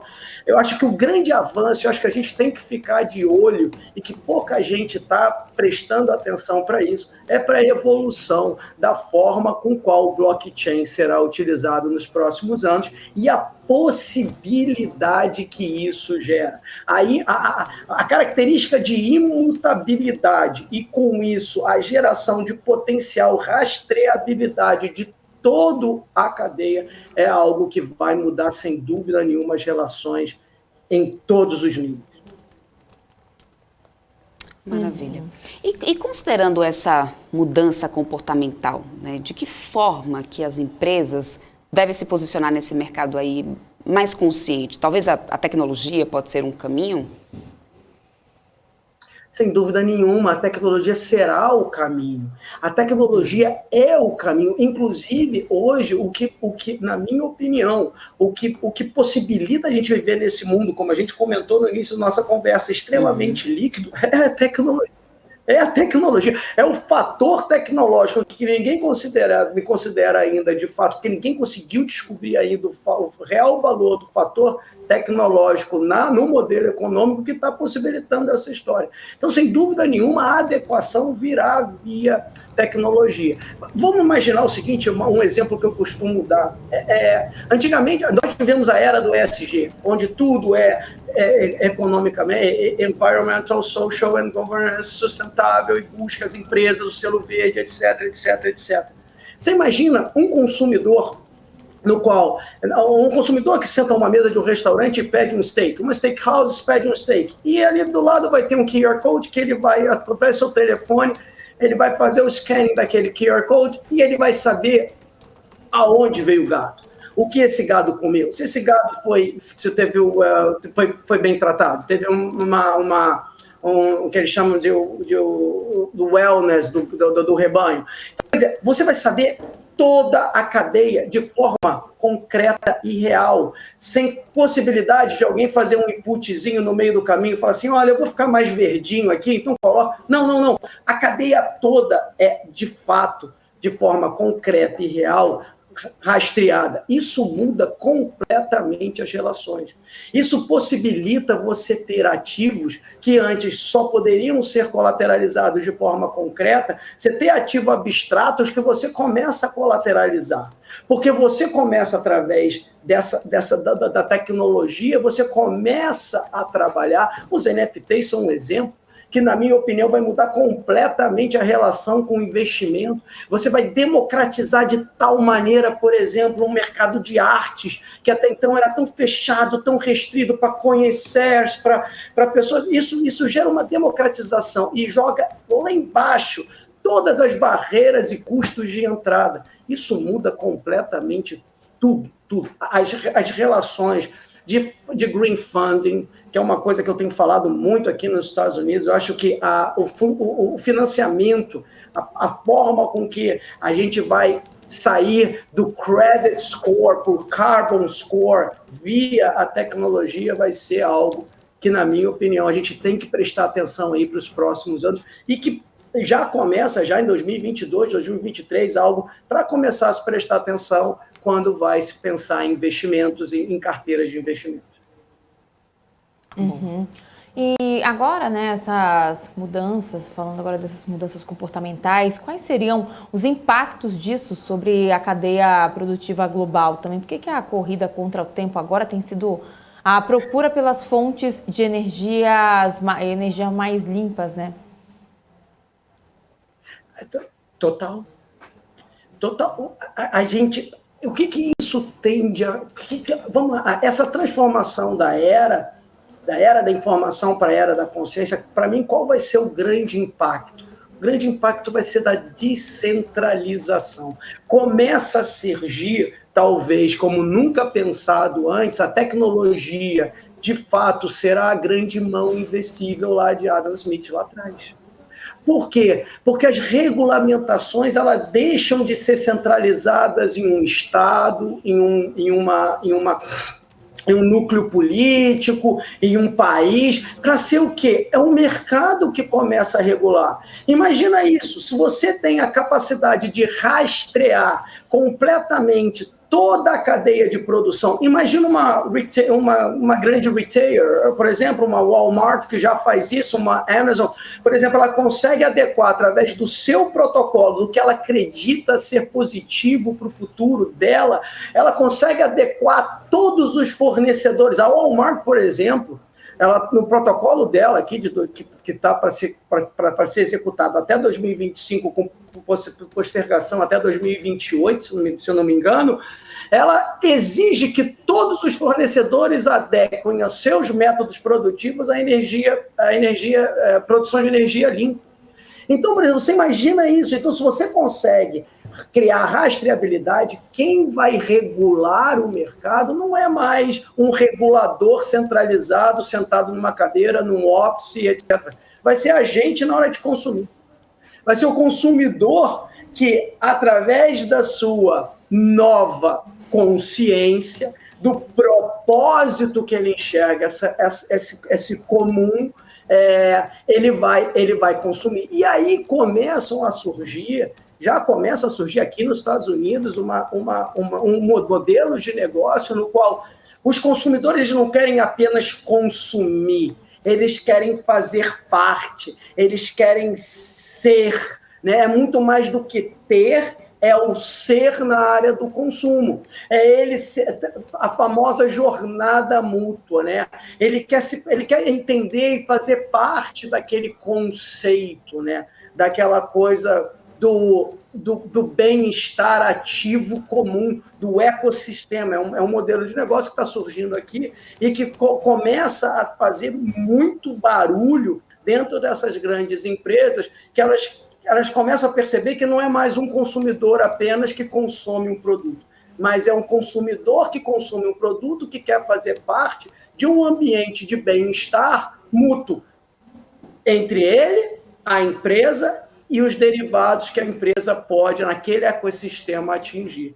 É um negócio que a gente fala hoje assim, a gente parece que é muito maluco, né, visionário, o cara está viajando, mas é o que está acontecendo. E, muitas das vezes, as coisas que acontecem sob os nossos olhos, elas são tão inusitadas que a gente não percebe.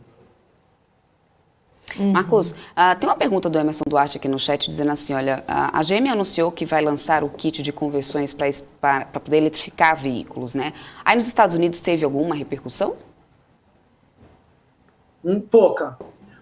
A questão do EV aqui nos Estados Unidos, dos veículos elétricos aqui nos Estados Unidos, está sendo muito questionado, tá? É uma tendência, provavelmente essa curva de tendência não mudará, mas existe hoje um grande questionamento em relação à forma com que essas empresas e a velocidade com a qual essas empresas, e não só essas empresas, todas as empresas que trabalham em torno dessa economia renovável, da produção de energia renovável, elas estão questionando. E o que é, basicamente? É a origem da eletrificação, né?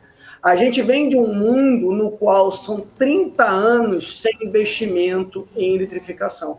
Hoje, mais de 35% da energia produzida no mundo é desperdiçada. Por quê? Porque não houve investimento nem na produção, distribuição, transmissão dessa energia, e aí se perde essa energia. Então, a gente vai ter que repensar esse modelo.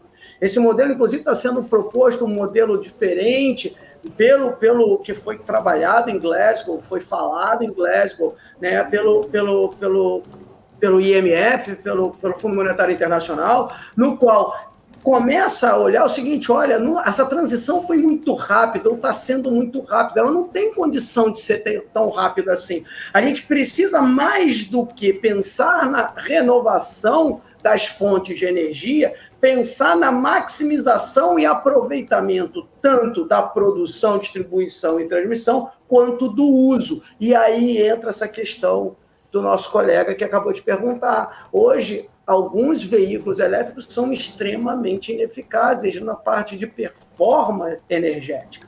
Então, isso tudo, e não só na utilização da bateria, etc., mas na produção como um todo. Então, isso tudo está sendo muito questionado, e aí por isso que esse conceito ainda está um pouco na discussão aqui nos Estados Unidos, e que não teve muita repercussão esse kit da GM.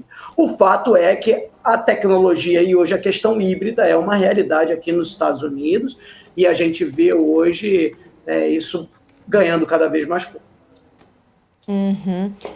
Perfeito. Tem uma pergunta aqui do Lucas Ribeiro perguntando o seguinte: Marcos, você acredita que um dia a B3 possa tokenizar os ativos securitizados e isso também destravará valor para o papel?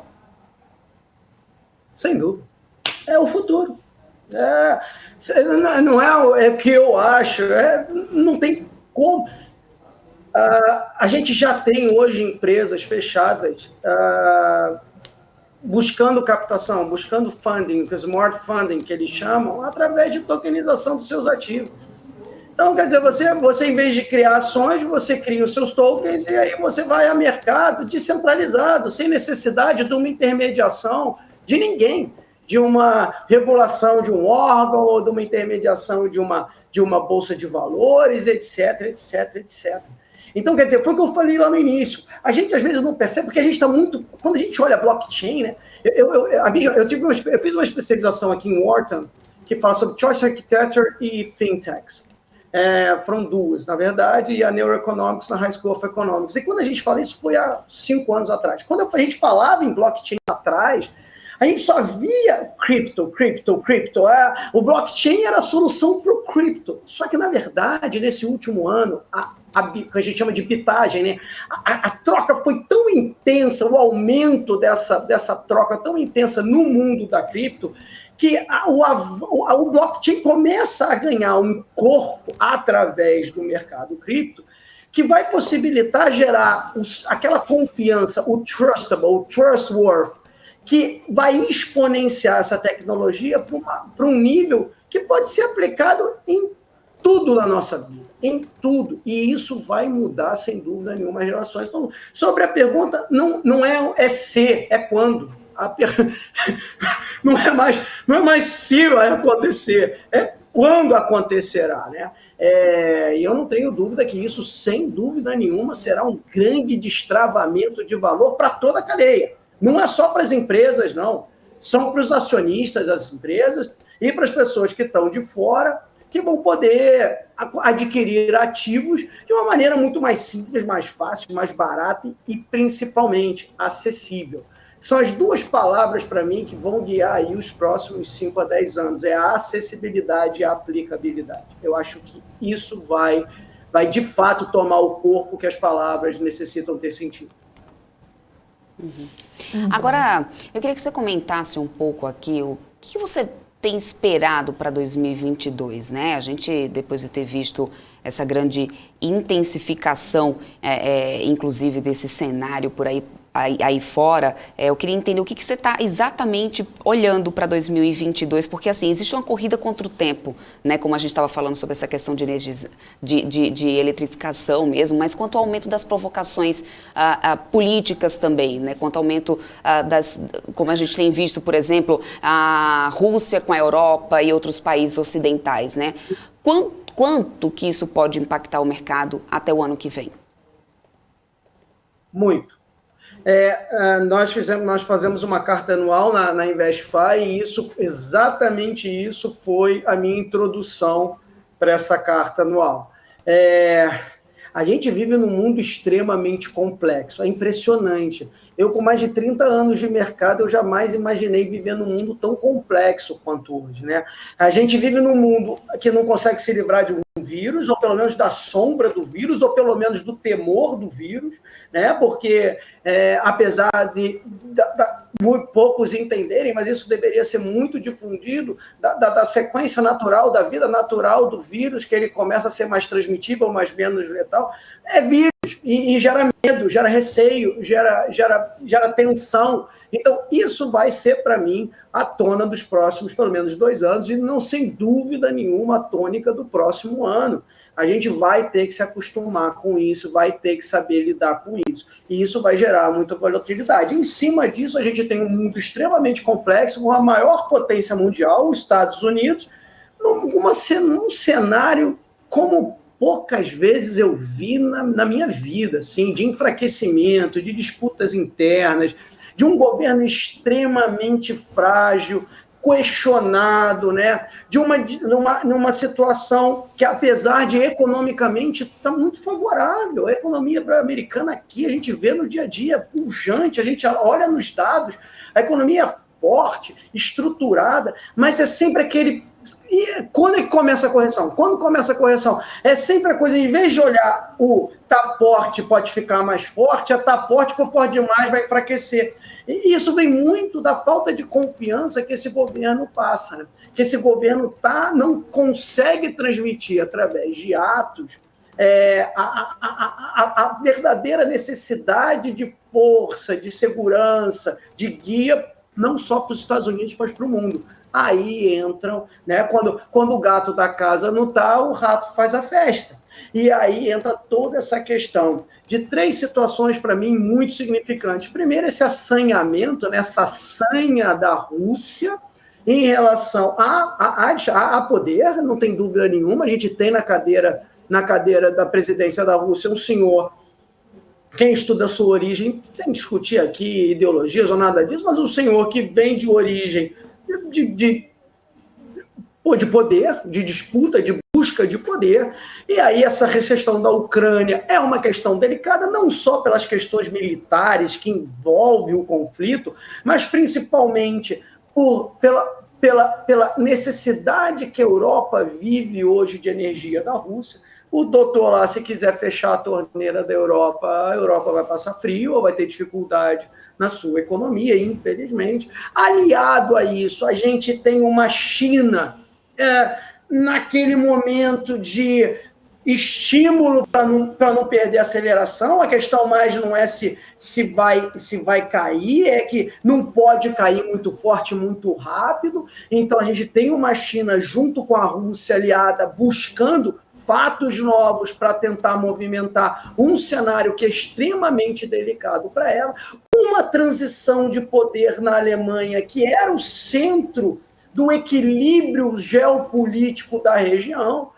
Mas é a mesma escola, vem do mesmo partido, mas é sempre uma transição, e a gente tem aí uma situação na qual a gente precisa prestar atenção, e aliado a isso, uma Inglaterra saindo da Europa, que vai ter os próximos anos que a gente não viu os impactos reais dessa saída, buscando aliados, visto que na região ela criou um certo animosidade.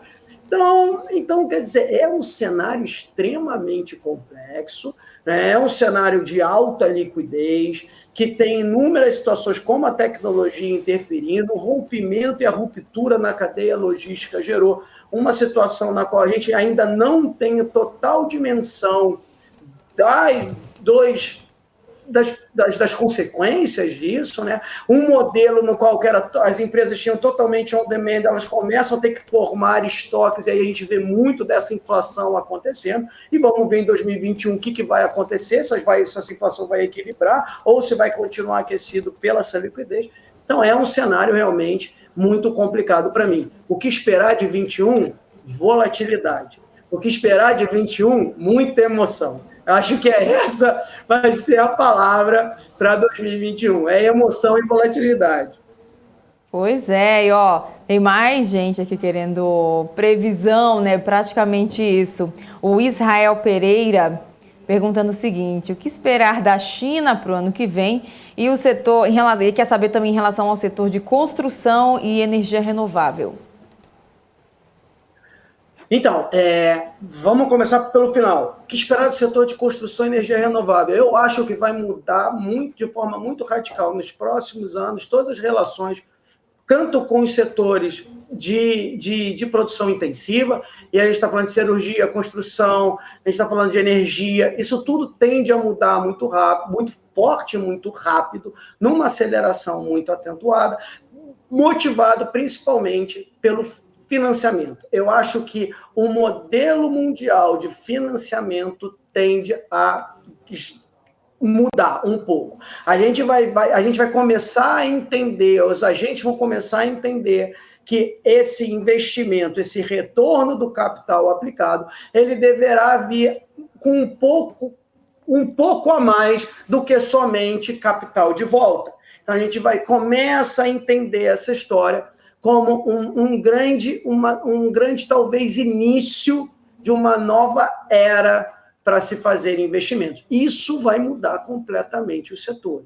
Tá? Então, o setor da construção não foge disso. No momento que você gera um protocolo e que você consegue gerar rastreabilidade de toda essa construção, você consegue gerar, de uma forma muito clara e nítida, créditos com pegada de carbono, no qual podem emitir títulos, os títulos verdes, os green bonds, e a partir daí você ter, em troca de financiamento, ativos para que você gere linhas subsidiadas. Isso, para mim, vai mudar completamente a relação. Sobre a China, o que falar da China? A China, para mim, vai ser talvez o grande senão do ano que vem.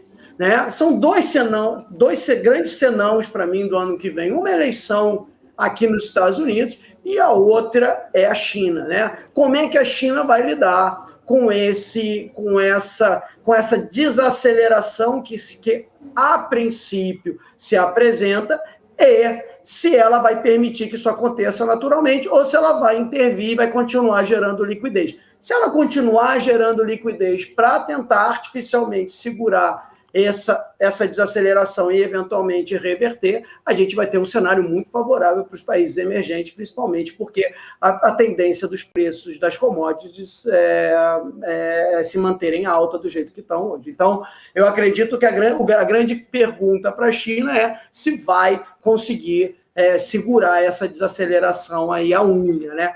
Eu, particularmente, acredito que sim.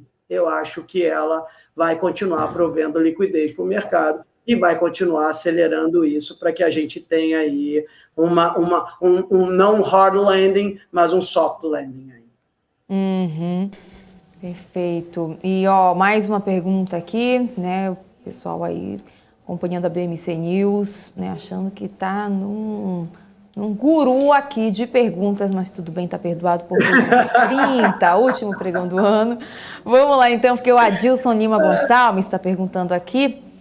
Marcos, quando vamos ter uma concorrente para a B3? Já temos. Já temos. E a gente nem sabe que tem. Essa é a grande questão. Eu estava ontem, ou hoje de manhã, se me falha a memória, conversando com uma empresa, tá, que ela faz IPOs por NFT. Essa empresa, ela faz IPOs. Ou seja, ela abre o capital dessas empresas, não abrindo o capital da forma tradicional. Ela simplesmente lança blocos através de NFTs. Isso vai ser uma realidade. Isso vai ser uma realidade e isso vai gerar um acesso tão grande aos investidores que isso, para mim, vai ser uma grande revolução. Porque qual é a grande questão hoje? É a questão da confiança. É o trustable. É a confiança. Por que eu vou na B3? Por que eu compro uma ação na B3 através de uma corretora? Porque, tem a confiança do regulador, da B3, do agente, etc. No momento em que essa informação, a informação do blockchain, for capilarizada e democratizada, e as pessoas, de fato, começarem a entender o que é a tecnologia, o que ela pode prover, e que, a partir daí, aquele códigozinho ali, além de ser imutável, ele é rastreável e ele é transferível sem a necessidade de nenhuma regulação, e que ali está a verdade, que está marcado ali, não tem como mudar. Essas relações vão mudar completamente. Porque se você construindo a confiança, por que eu vou usar um monte de intermediário se eu posso ir direto à empresa e comprar da empresa aquele códigozinho que eu posso, com um aperto de botão, transferir para o meu nome, e isso é imutável. Então, é essa situação que, para mim, a gente já tem. A questão é quando isso vai chegar de forma capilarizada e abrangente para o mercado, e quando as empresas vão começar a perceber que podem utilizar dessa ferramenta para se financiar. E não é só financiamento e abrindo capital, não. Pode ser qualquer coisa. Pode ser um ativo abstrato que ela tenha, pode ser um ativo real, ela pode fazer qualquer coisa. A tecnologia e as ferramentas hoje financeiras permitem que hoje a gente, através da tokenização, a gente consiga apresentar de forma democrática e descentralizada o que a gente quiser para o mundo. Inclusive a gente pode tirar uma foto aqui e apresentar aí para o mundo. Eu acho que isso é muito importante, tirando a brincadeira, eu estou falando muito sério isso, porque a gente vê muito blockchain, crypto, games, muito numa coisa, de uma pegada de maluco, de jovem, né, de aquelas coisas meio abstratas, meio de mau gosto, umas coisas pixeladas. E, na verdade, por trás daquilo ali, por baixo daquilo ali, tem muito fundamento. E eu acredito que o futuro vai estar aí, vai trabalhar ou vai passar aí por essa tecnologia. Maravilha. Vamos lá, caminhando aqui para a nossa reta final do nosso papo. O Marcos tem uma última pergunta aqui, que essa não dá para deixar de fazer, acho que essa é a mais séria de todas. O Adilson está perguntando, Marcos Cerutti, chá ou café? Chá. Chá o tempo todo. Olha o tamanho disso aqui. Isso aqui é 3 dias sem dormir. Mas é chá. É bastante chá. Maravilha. E muita alegria. Muita alegria. E isso faz diferença. Foi uma das primeiras coisas que comentaram aqui, inclusive, pra gente aqui no nosso chat. Foi tão bom quando a gente tem... Acho que foi o Rui das Neves que deixou, inclusive, convidados que são alegres, animados. Isso, né, dá um ânimo pra gente. Obrigada mesmo, viu, Marcos? Eu quero muito agradecer a tua participação aqui conosco, quero muito agradecer a tua disponibilidade, ter aceito o nosso convite, vir aqui falar um pouco mais sobre o mercado, abrir um pouco mais a mente, assim, dos investidores. Eu acho que isso faz muita diferença, ainda mais nesses últimos minutos aí, né, do pregão de Bovespa aqui de 2021. Vamos lá. Tem muito mais pro ano que vem, mas fica aqui o espaço para suas considerações finais. Eu só quero agradecer a vocês, é um prazer imenso estar falando novamente com vocês. Quando vocês precisarem é só chamar. Eu quero agradecer a todo mundo e quero desejar um grande ano, né? A verdade é a seguinte, a gente tem vários motivos do mundo para agradecer tudo. É só querer agradecer, né? Eu acho que é isso que a gente precisa exercitar mais, né? É a gratidão. A gratidão. Eu costumo brincar que a gratidão é a memória do coração.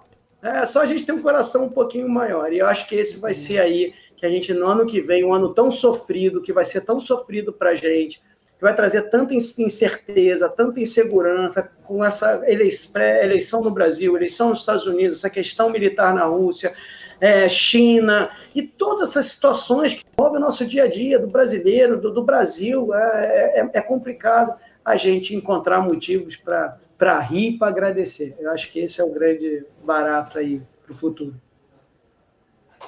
Maravilha, é isso aí. Muitíssimo obrigada mesmo, Marcos. A gente se encontra com certeza no ano que vem, mais famoso na semana seguinte. Ano que vem. Muito obrigada mesmo. Até mais. Tchau, tchau. Até ano que vem. Tchau, tchau. Tchau, tchau. Até mais. Vamos seguindo por aqui. Hanna Beltrão, 17h50. Vamos para umas últimas notícias. Eu também quero trazer aqui esse Bovespa, 104.914 pontos. Parece do jeito que abriu, hein? O pessoal tá apreensivo aqui no chat, hein, Débora? Foi para um lado, foi para o outro, foi para canto nenhum. A gente abriu em 104, 106, né? Batemos aí uma máxima de 105.269, mas voltamos aos 104.900 e 910 agora nesse momento, alta 0,17%. No dólar futuro continua a queda de mais de 2,3%, com o dólar cotado a 5,61. Vamos lá, ampliar aqui o nosso mapa de calor. Vamos lá, faltam menos de 10 minutos, menos de 8 agora para o Ibovespa fechar. Cash 3 liderando altas nesse último dia de pregão de 2021. Quem diria? Magazine Luiza em seguida, 6,3%. Magalu que tá aqui, com o papel agora 7,19.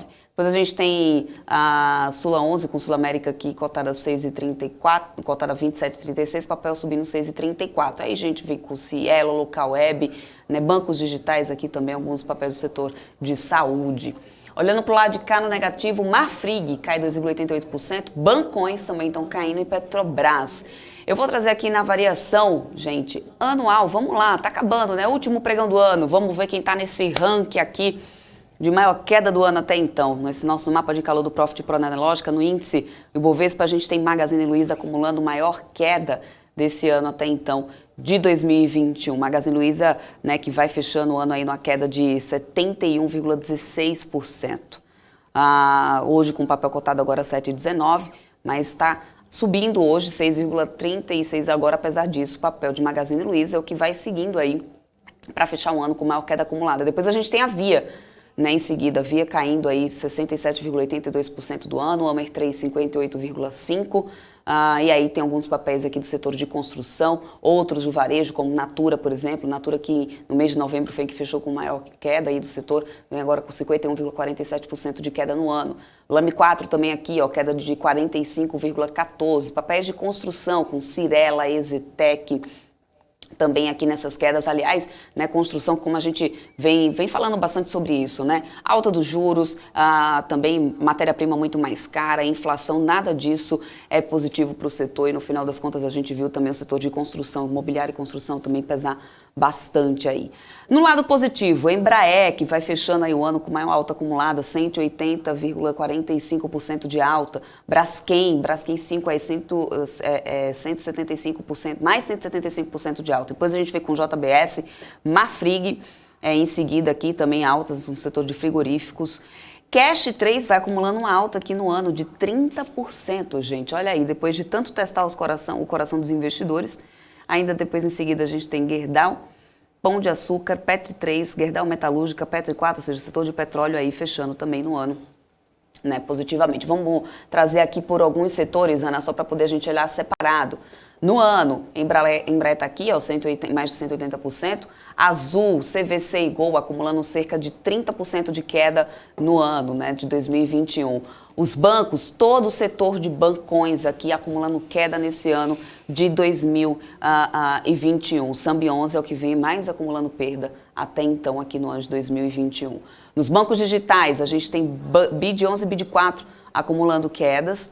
Depois aqui a gente tem BPAC 11, Banco Pan, vem fechando aí o ano com 14,93% no positivo. Em seguida, educação, olha lá, educação que foi também um dos setores que sofreu bastante, né, teve que se adaptar muito rapidamente para um modelo híbrido de ensino, mas no final das contas, né, com expectativa de retomar as aulas, retomar presencial, mais novas variantes e tudo isso vai pesando nessa conta aqui, também o setor inteiro com Cogna acumulando a maior queda no setor.